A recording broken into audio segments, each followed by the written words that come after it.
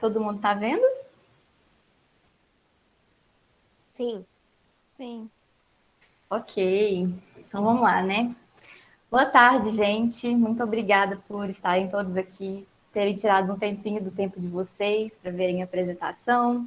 Meu nome é Camila, eu sou parte do GEAS desde 2020/1. Eu faço Ciências Biológicas na UFCJ e estou, teoricamente, aí no quarto período, né? No ensino remoto. Eu entrei no GEAS, mas eu não cheguei a participar de nenhuma reunião presencial, porque foi só eu entrar e tudo fechou, né? Tudo parou. Então, todas as minhas atividades com GEAS, até então, fora as que eu participei antes de ser membro do grupo, foram remotas. E eu acredito que assim, o GEAS desenvolveu um trabalho muito bom, do jeito que dava para fazer, né? E estamos ainda desenvolvendo, de modo a promover educação ambiental, divulgação científica, e tem sido um trabalho bacana. Eu estou aqui hoje, então, para falar um pouco sobre biodiversidade e técnicas de reabilitação. Eu dividi a palestra em 2 tópicos, basicamente. Nessa primeira parte, eu vou falar um pouco sobre biodiversidade e, na segunda parte, sobre técnicas de reabilitação, tá? Para não ficar muito pesado. Então, vamos lá, né? Essa primeira parte sobre biodiversidade, eu pretendo falar sobre perda de biodiversidade, principalmente. E para começar, eu trouxe uma frase de um biólogo, paleontólogo, Stephen Jay, que é a seguinte. Só deixa eu colocar a ponteira aqui. Nós nos tornamos, pelo poder de um glorioso acidente evolucionário chamado inteligência, mordomos da continuidade da vida na Terra. Não pedimos este papel, mas não podemos renegá-lo. Podemos não ser adequados para isso, mas aqui estamos. E como não somos adequados para isso, né? A gente vê cada dia mais a biodiversidade sendo destruída. Não raro você vê notícias de espécies que são extintas, ambientes que são queimados, fauna que é perdida, atropelada, lixo, poluição. Então, assim, será que somos tão inteligentes assim?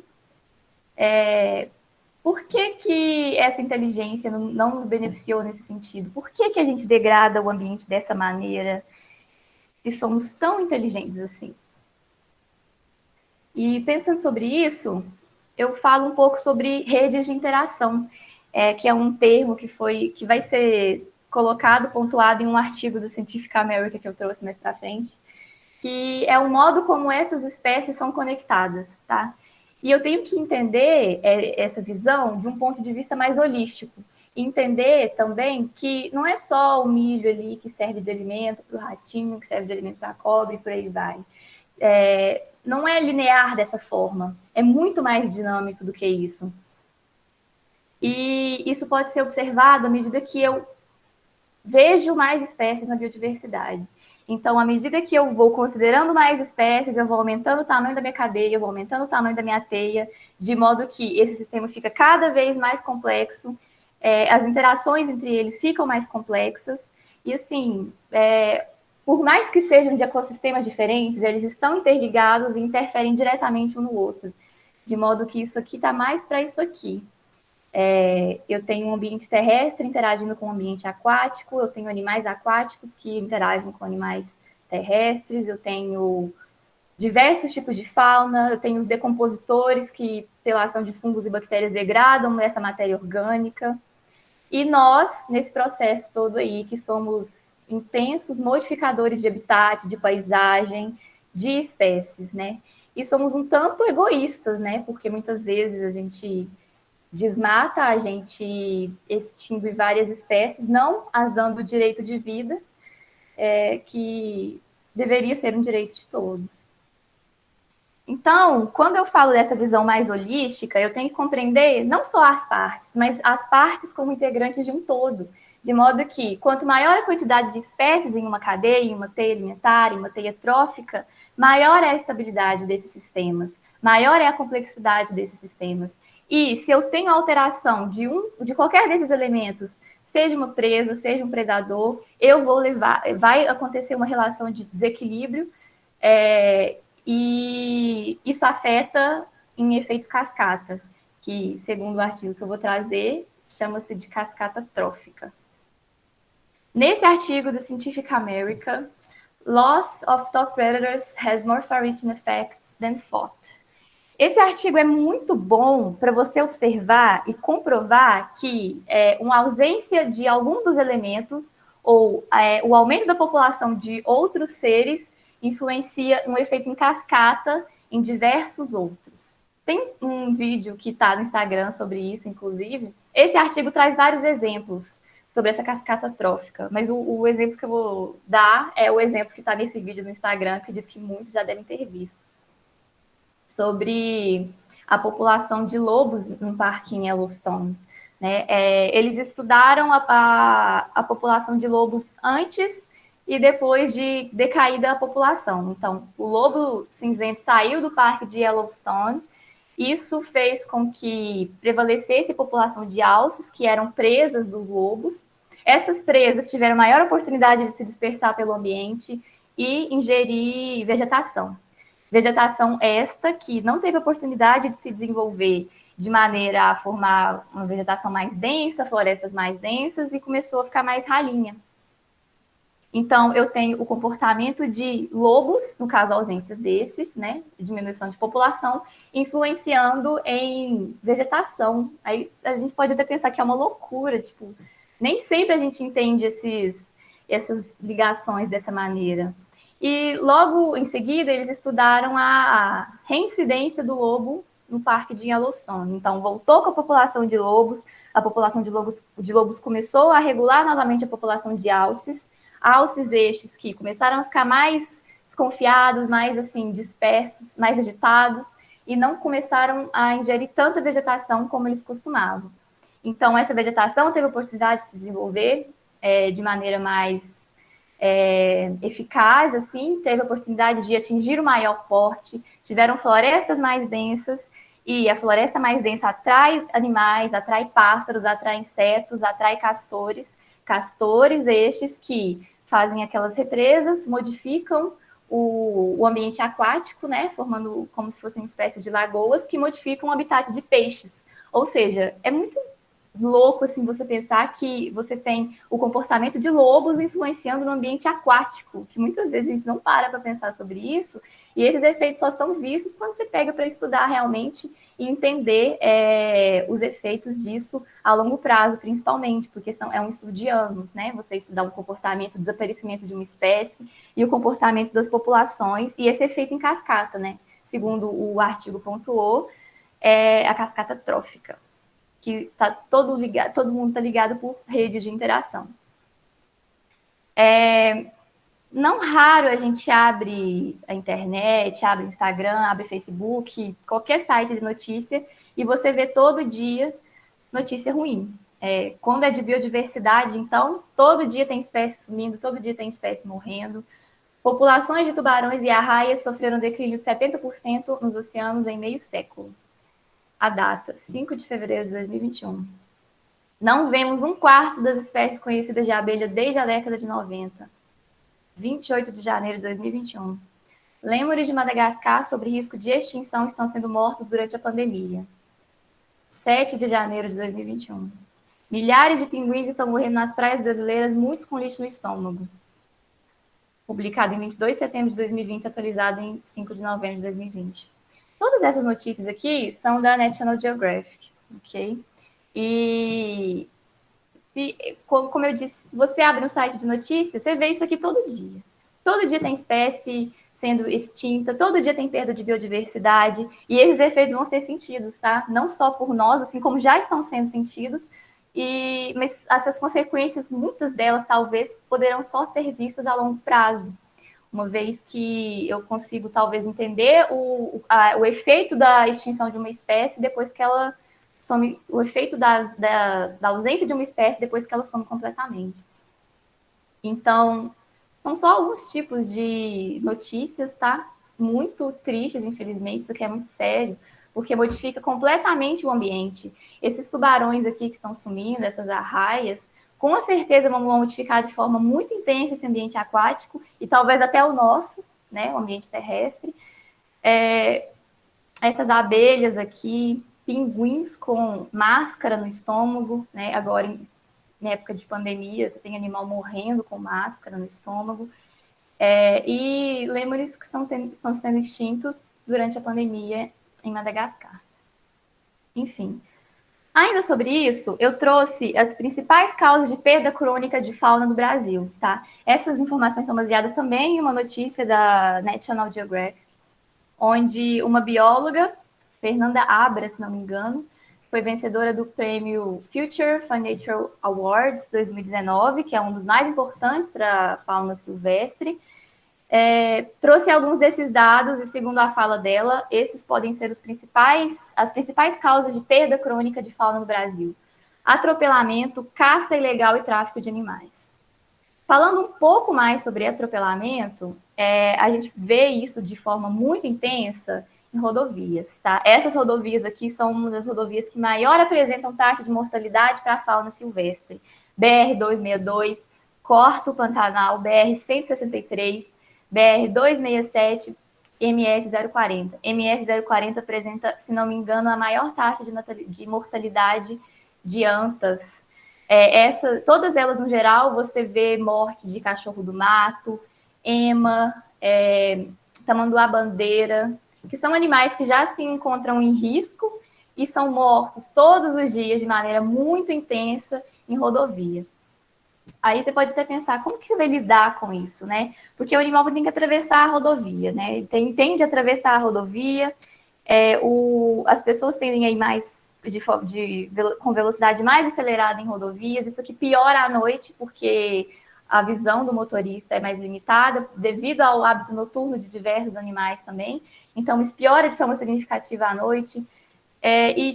Como que eu vou fazer um levantamento de quem está morrendo? Sabe? Grandes mamíferos, por exemplo, você consegue viver melhor e fazer esse levantamento de taxa de mortalidade. Mas e pequenos répteis, pequenos anfíbios? Muitas vezes eles morrem, a carcaça é arrastada e você perde aquela informação, você perde aquele dado. E ainda sobre isso, outra notícia de que, segundo o relatório da Plataforma Intergovernamental Político-Científica sobre Biodiversidade e Serviços Ecossistêmicos da ONU, 1 milhão de espécies estão em risco e a maioria tende a desaparecer nas próximas décadas. Já está desaparecendo, a gente já tem animais que foram extintos e sob risco de extinção. Pensando nesse problema, que é comum em estradas, desenvolveu-se um termo chamado ecologia de estradas.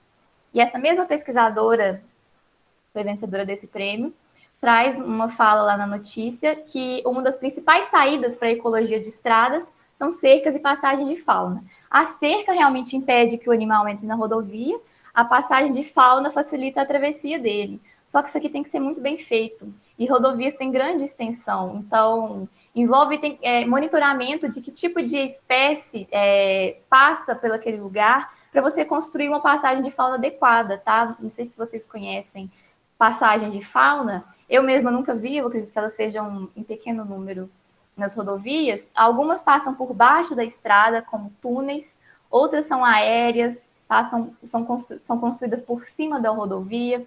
Mas isso aqui depende muito do comportamento do animal, tá? Por exemplo, que passa por baixo da rodovia, não é todo animal que vai querer passar e entrar num túnel, muitas vezes escuro, por exemplo, né? E ainda sobre isso, foi desenvolvido o Sistema Urubu, que é uma iniciativa do Centro Brasileiro de Ecologia de Estradas, que está localizado lá na UFLA, na Universidade Federal de Lavras. É muito legal essa iniciativa, é um aplicativo para Android e iOS, onde você, que está na estrada, pode contribuir para esse monitoramento de onde fauna foi atropelada, tá? Você envia imagens para eles nesse aplicativo, que são analisadas por um grupo de especialistas, e eles fazem esse levantamento, tá, de taxa de mortalidade, que tipo de animal está aparecendo em qual local, para traçar melhores estratégias de preservação de biodiversidade. Sigam eles no Instagram, gente, é uma iniciativa muito bacana, é o site deles também. Enfim. Quando eu falo de perda de biodiversidade, então, eu não estou perdendo só o valor da espécie, eu tenho alterações ecossistêmicas profundas. E essa perda, ela é acelerada por causa da influência antrópica, tá? A influência antrópica tem acelerado a extinção de diversas espécies, e isso contribui para a propagação de patógenos, proliferação de insetos vetores de doenças, ou seja, inúmeras doenças estão sendo espalhadas com perda de biodiversidade. O homem também é grande responsável pela colocação de espécies exóticas em diversos locais, e essa profunda alteração em ecossistemas causa, talvez, a oportunidade para o aparecimento de espécies oportunistas que modificam o meio ambiente também.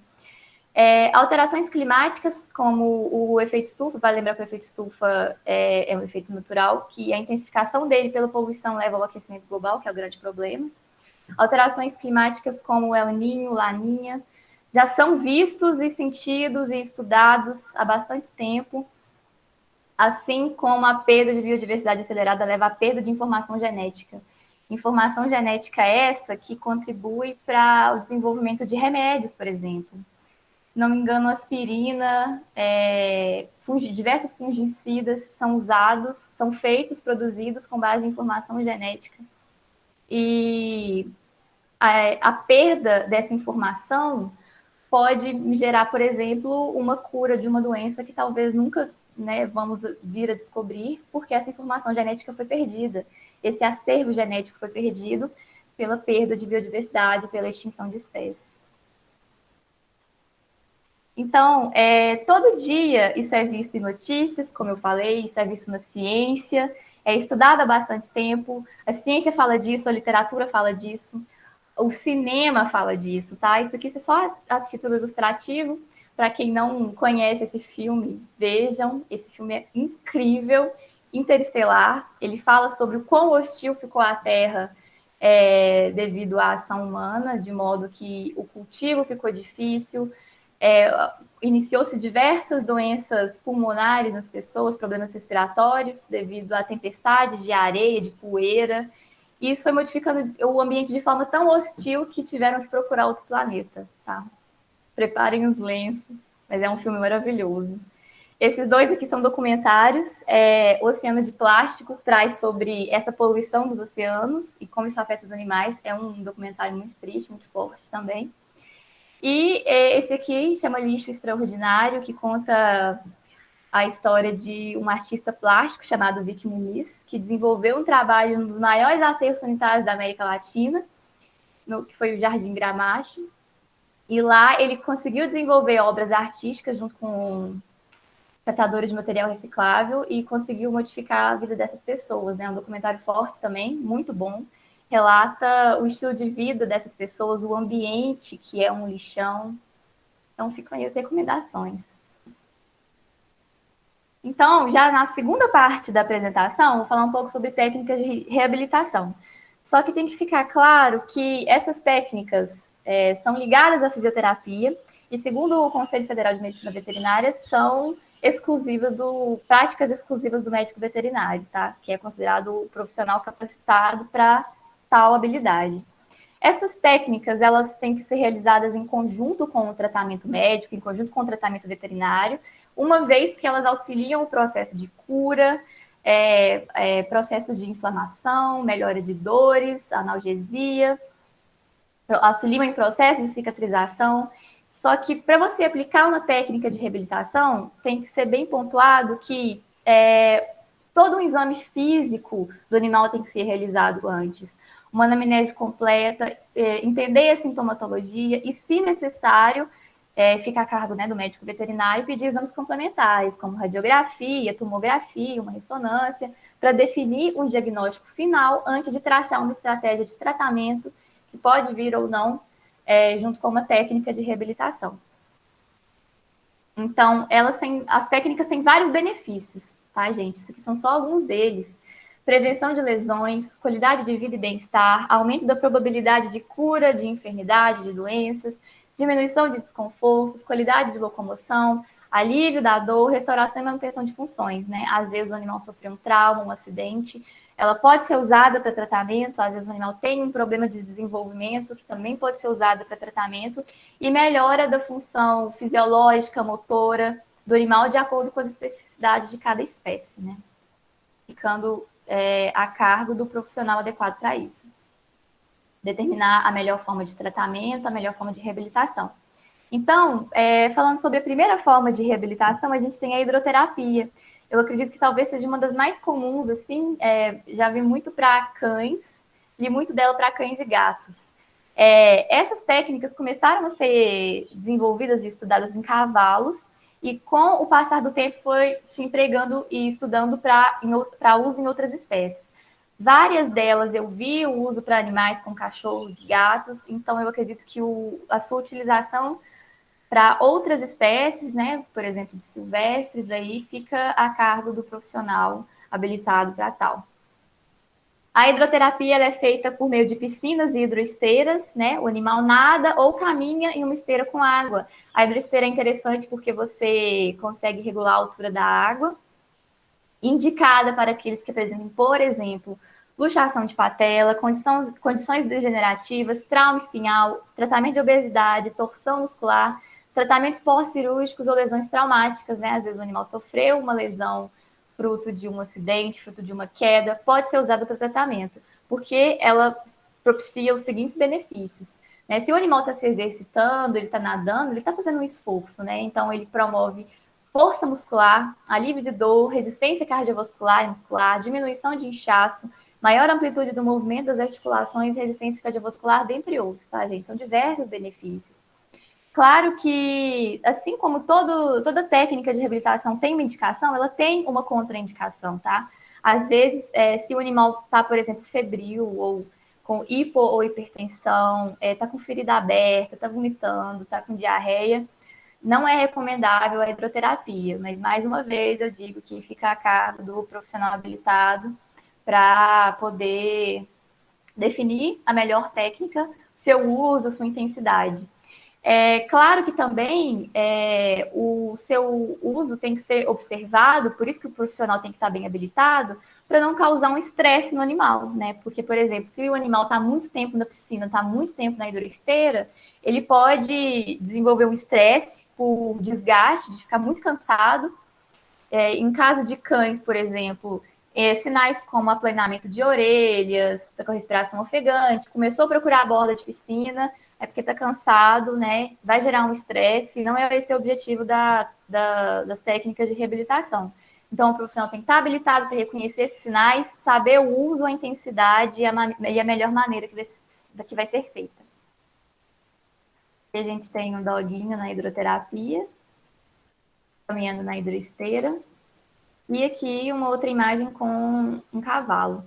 Lembrando também que o local tem que estar habilitado para isso, tá? Tem que ser um local que apresente condições para o desenvolvimento dessa técnica de acordo com a espécie e não pode ser feito em qualquer lugar, né? A vantagem da esteira é que você consegue regular essa altura de água de acordo com o interesse, né? Talvez melhorar a amplitude do movimento, da articulação, alguma coisa assim. Acupuntura. A acupuntura é uma técnica nova. Todas essas técnicas são recentes, assim, para auxiliar em tratamento. E ela consiste na inserção de agulhas em acupontos. Acupontos estes que são caracterizados por grande quantidade de nervos, grande quantidade de vasos, e a inserção dessa agulha no tecido conjuntivo leva a uma lesão que vai proporcionar talvez alteração no fluxo sanguíneo e uma série de reações em cadeia que vai levar ao monitoramento das sensações, né? Da questão sensorial do animal.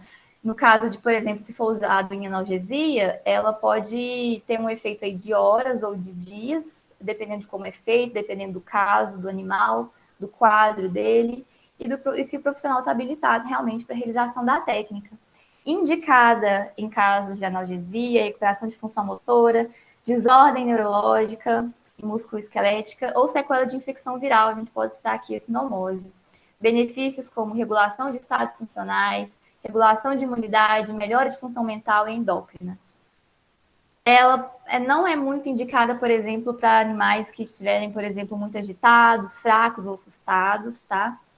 E todas essas informações sobre técnicas de habilitação estão no artigo que eu trouxe, estão lá nas referências, então essas informações podem ser consultadas lá.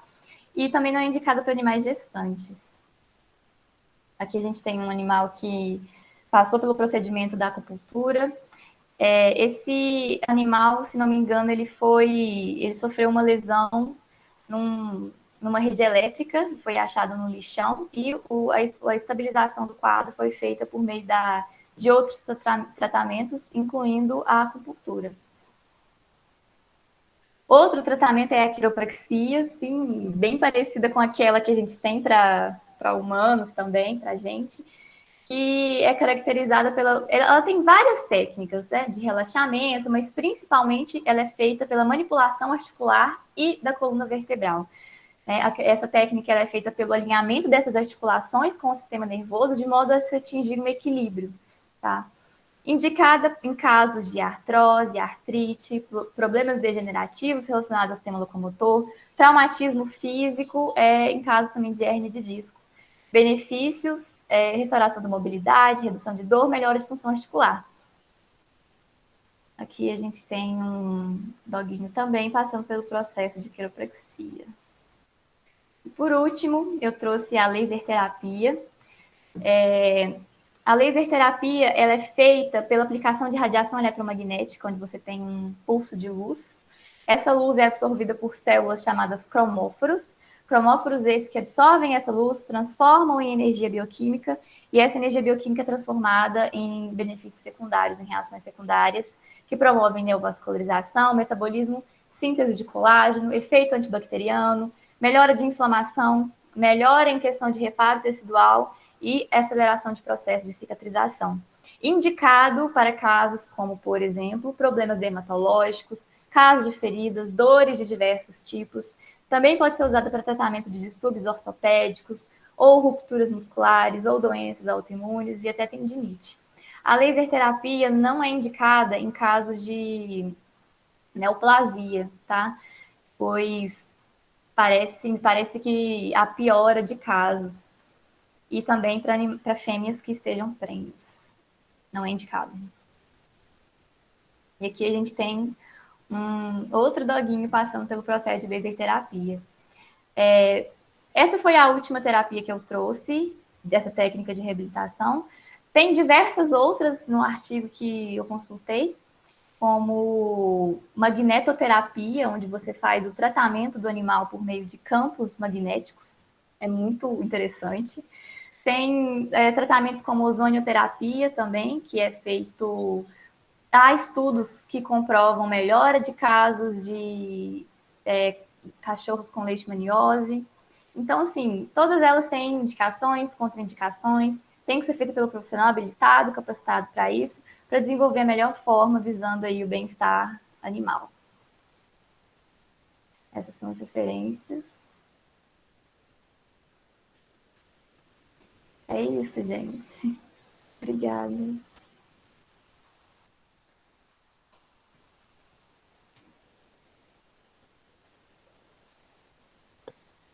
Camila, muito obrigado pela palestra. Foi excelente. Como a Gabi está falando aqui no chat, você nasceu para isso, você mandou muito bem.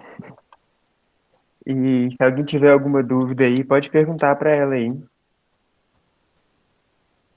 Se eu fosse você, ia no chat lá, que tá todo mundo falando bem da você Estou aí, ó. vendo aqui. Obrigada, gente.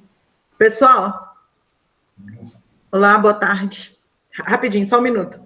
Rafa, obrigada. Cuidado dos cachorros aí. Boa tarde, pessoal. Boa tarde, Renata. Tudo bem? Tudo Parabéns, beleza. viu, pela sua apresentação. Não sei se você não viu, claro, mas eu estou aqui escondida, tá? Hoje deu. Obrigada.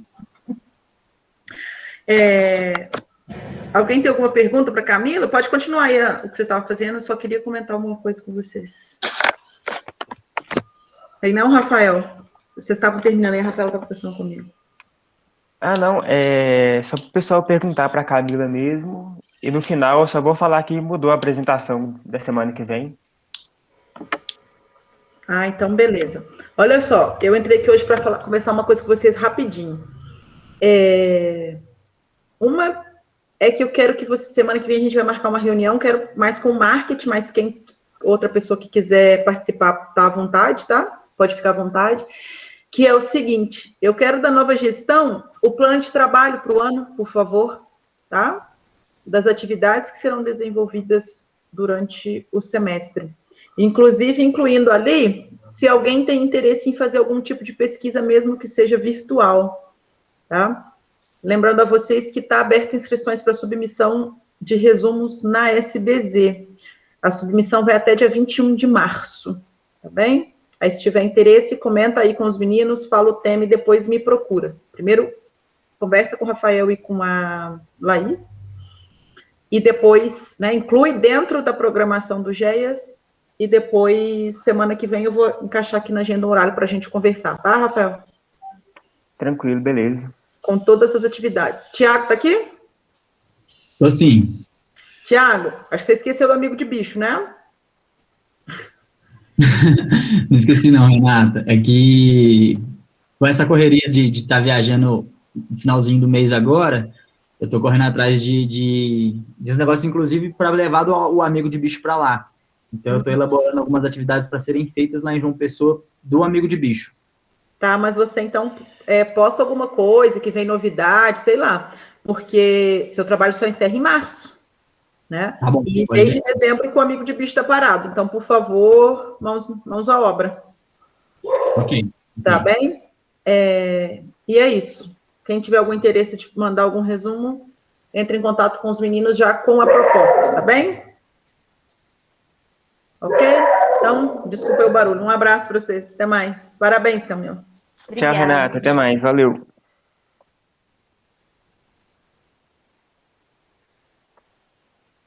E aí, alguém tem alguma dúvida aí? Perguntar para a Camila? Dúvida eu não tenho, não. Eu tenho convites. Quem quiser ajudar a cuidar de bicho, tá rolando muito bicho para ajudar a cuidar. Então, assim, mês que vem eu vou viajar e parece que esse trem de resgate de fauna tá ficando famoso em São João. Então, tá chegando bicho, sinceramente, quase todo dia. Então, assim, quem tiver por São João e puder ajudar, estamos abertos, tá? Ô, Thiago, Oi. dá para trazer esses bichos para BH? Não. Dá Não, se né? você vier aqui para você poder levar pro Setas para nós. Aí você vai salvar, porque eu dei uma viagem aí esse final de semana só para levar uns bichos pro Setas. Ué, eu Mas posso olhar isso. quando você estiver por aqui e falar assim, tô indo para BH, aí eu te encho o seu carro de bicho para você levar pro Setas. Não, beleza. Fechou.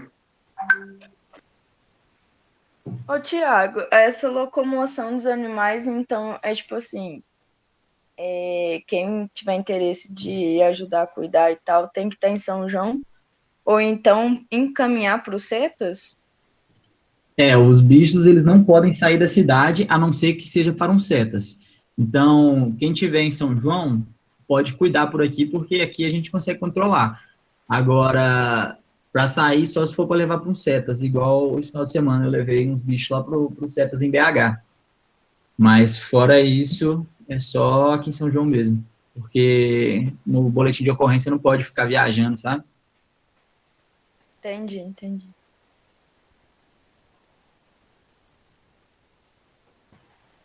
E, basicamente, é isso.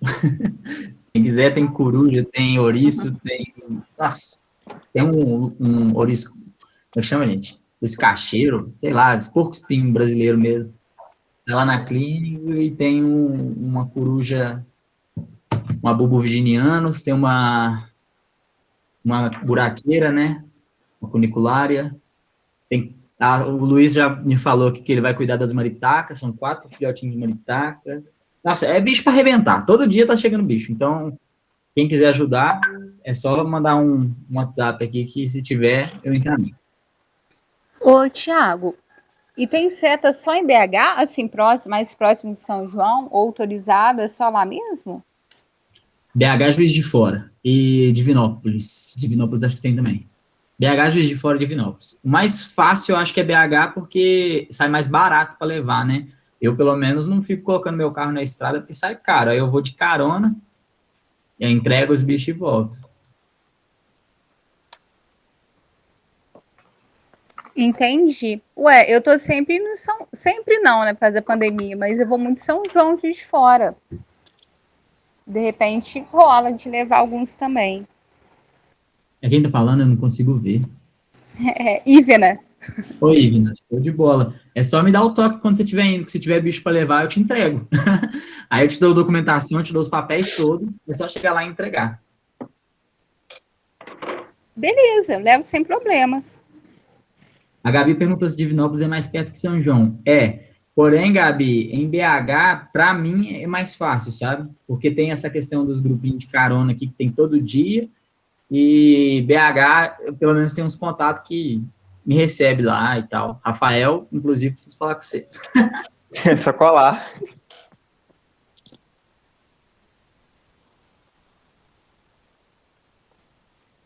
Ô, gente, então eu acho que é isso mesmo, né? Eu queria só fazer uma observação aqui. A Gabi não vai poder participar semana que vem, ela não vai poder apresentar. Ela tinha sido sorteada. Aí a gente fez um sorteio ontem à noite, só que como já estava tarde, a gente não enviou. Aí eu vou estar enviando agora, assim que acabar a reunião. Vou mandar lá no grupo de avisos para a pessoa já preparar para semana que vem. Ok, então só peço um espacinho aqui para agradecer de novo. Obrigada, gente, todo mundo que ficou aí. Desculpa qualquer erro. Eu trouxe as informações que eu estudei, né? Mas também estou aí para aprender. Então, é isso. Obrigada, todo mundo. Obrigada, Rafael. Todo mundo estava aí presente. Valeu, Camila, arrasou, viu? Continua assim, brilhando. Obrigada, gente. Até Falou, mais. gente, até mais então, até semana que vem. Até.